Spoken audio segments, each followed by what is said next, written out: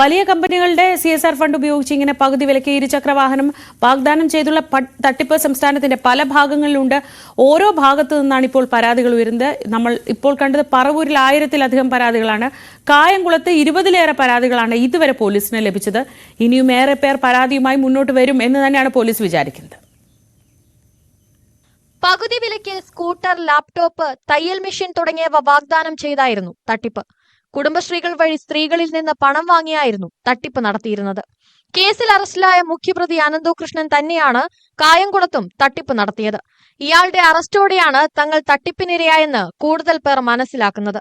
Muthukulam seed society എന്ന പേരിൽ വ്യാജ സൊസൈറ്റി രൂപീകരിച്ചാണ് കായംകുളത്തും സമീപ പ്രദേശങ്ങളിലും തട്ടിപ്പ് നടത്തിയത്.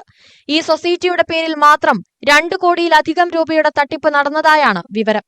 സ്കൂട്ടറിന്റെ പകുതി തുക അടച്ചാൽ ബാക്കി പകുതി തുക കേന്ദ്ര സർക്കാർ സഹായമായും വലിയ കമ്പനികളുടേതടക്കം CSR ഫണ്ടായും ലഭിക്കുമെന്നായിരുന്നു വാഗ്ദാനം. പണമടച്ച് 90 ദിവസത്തിനുള്ളിൽ വാഹനം ലഭ്യമാകുമെന്നും ഇയാൾ ഉറപ്പു നൽകിയിരുന്നതായി തട്ടിപ്പിനിരയായവർ പറഞ്ഞു. സ്ത്രീകൾക്ക് അവരുടെ ഉന്നമനത്തിന് വേണ്ടി എന്ന് പറഞ്ഞുകൊണ്ടാണ് ഏതാണ്ട് 1,20,000 രൂപയുടെ വാഹനം 60,000 രൂപയ്ക്ക് കൊടുക്കുമെന്നും അതുപോലെ തന്നെ ലാപ്ടോപ്പ് പകുതി വിലയ്ക്ക് കൊടുക്കുമെന്നും തയ്യൽ മെഷീൻ ഉൾപ്പെടെയുള്ള സ്ത്രീകൾക്ക് ഉപകാരപ്പെടുന്ന പദ്ധതിയാണെന്ന് പറഞ്ഞാണ് ഈ തട്ടിപ്പ് നടത്തിയിരിക്കുന്നത്. എങ്ങനെയെങ്കിലും ഇതിൻ്റെ ഞങ്ങളുടെ പൈസ കിട്ടിയാൽ മതി. ഇപ്പോൾ പ്രൊമോട്ടർമാരെ വിളിച്ചപ്പോൾ അവർ പറയുന്നത് നിങ്ങൾ കേസൊന്നും കൊടുക്കണ്ട, അയാൾ ഇറങ്ങിക്കഴിയുന്ന പൈസ കിട്ടും, അയാൾ ഇറങ്ങിക്കഴിയുമ്പോൾ പൈസ കിട്ടുമെന്ന് ഞങ്ങൾക്ക് എന്തുറപ്പുണ്ട്. ഇപ്പോൾ 10 മാസം കഴിഞ്ഞു. മാസങ്ങൾക്ക് മുൻപ് കുടുംബശ്രീകൾ വഴിയാണ് തട്ടിപ്പിന് കളമൊരുക്കിയത്. തൃക്കുന്നപ്പുഴ, ഹരിപ്പാട് പോലീസ് സ്റ്റേഷനുകളിലും സമാന പരാതികൾ ലഭിച്ചിട്ടുണ്ട്.